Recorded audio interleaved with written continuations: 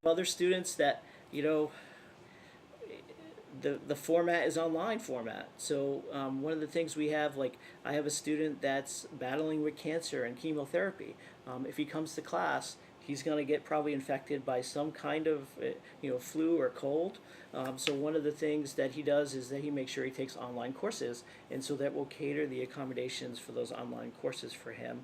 And if he gets ill because he's receiving chemo, so it's sort of individualized, and it comes through our door, and we just have to figure it out together and sit down and what's going to work for that student.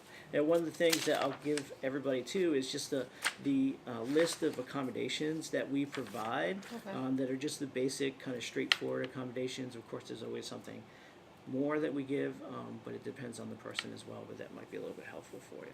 So. And so, since you said many students aren't educated about it, how are you guys working to make sure other people are educated? So one of the things that we've increased is our presence in the high schools here. So we have partnerships with Arlington Public Schools, particularly the Arlington Career Center. I don't know if you've all heard of them, but and Washington Lee High School, where we'll go out and start meeting with students in those environments before they come to us, so that they can be prepared when they come to us.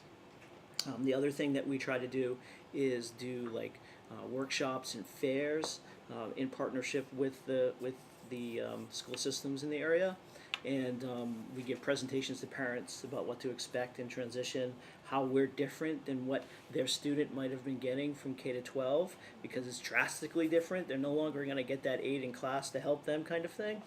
So educating them, going back to the education piece, is something that's really important for us too, is trying to be proactive in getting students the information they need before they come to us. How about the in-campus promotion? Have you been doing like? So we do some. We have something called the Vision Conference, which is coming up, but that's for students from the outside, possibly new students coming in. We do at least twice a year. We try to do faculty trainings, which is something that's important, but we've also struggled with attendance for those faculty trainings as well. And so that we have a lot of adjunct staff members that come in, and maybe they only teach for a semester or they leave us. So there's a lot of turnover in those kinds of staff. So it's hard for us to grab those staff and reach them and educate them about what we do. The other thing that we're developing is a newsletter that I think would be more helpful, so that we can send the newsletter out college-wide and give information to people and provide them with information about where we are and where we're located and how to get a hold of us, that people may feel like they don't have that access to right now. So. And just a question. Yeah. What do you enjoy most about your job? I don't know, the students. Working with students. Yep. Yeah. I've been counseling for, longer than you guys have been alive. Sorry. And the community college to me is a place where I've always wanted to be, because it's an area where you can, as a staff member like myself, can make the most impact. So really working with the students is why I'm here, and we definitely do that a lot. Yeah. So this service goes as early as the beginning of the establishment of this institution, right? Like. Mm-hmm.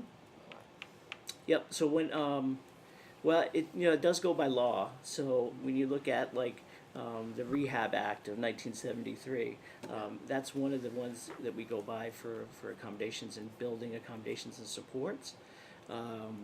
And obviously, at least since 1973, when these laws come and then they get updated, we also have to become in compliance with that as well too.